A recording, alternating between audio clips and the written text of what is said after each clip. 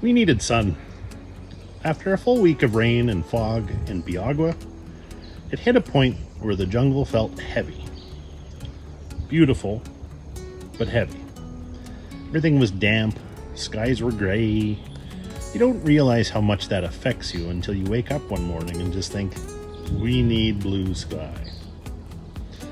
So we packed up 2 nights and drove west to the Pacific. Playa Potrero as our base, and from there we explored Flamingo, Conchal, and Brasilito. The first morning in Potrero was the reset. I woke up, looked out the condo window, and there it was. Blue sky, open ocean, yachts sitting offshore, and actual sunlight hitting the water. There wasn't fog or mist, it was heat and the sounds of waves. That alone was worth the drive. We stayed in a VRBO condo with a pool and a direct beach access, which is the area, that area is honestly the way to do it. So Potrero itself feels residential. There's families, long-term expats. It's quieter than most people picture when they think tourist beach, Costa Rica.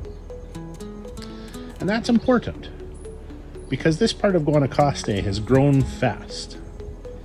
Liberia International Airport, about an hour away, now handles well over 1.5 million passengers a year.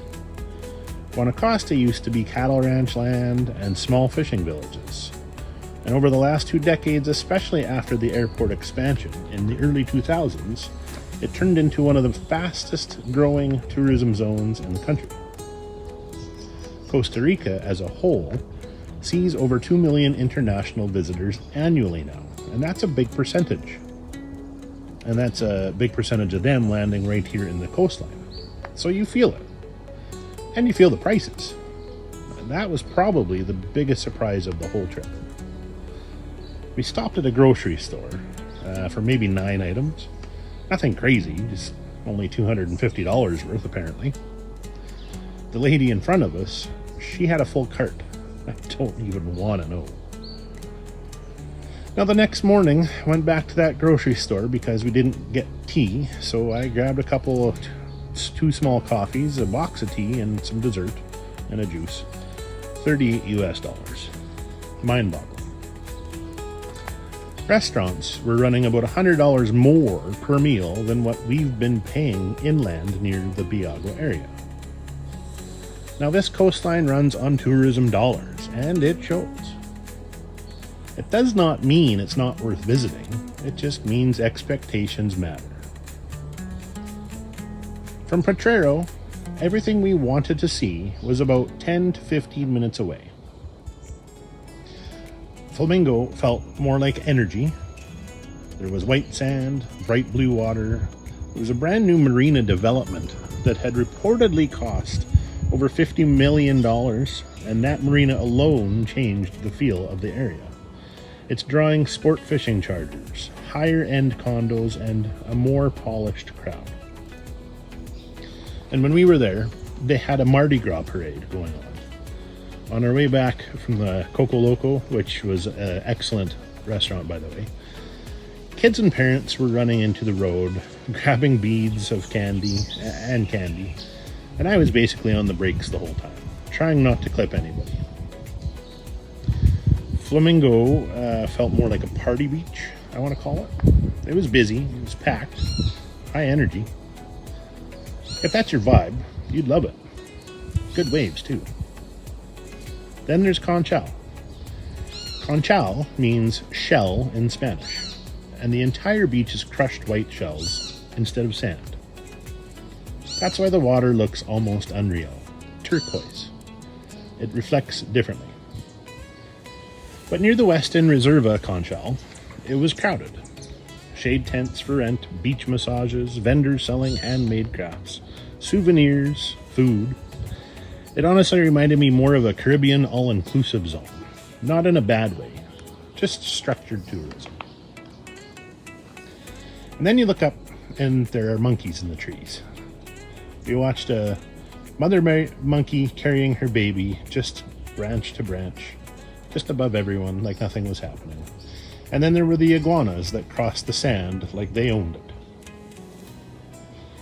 Costa Rica protects roughly 25% of its landmass as national parks or conservation areas. It's one of the highest percentages in the world. That commitment to conservation is why wildlife just shows up, and it's not staged.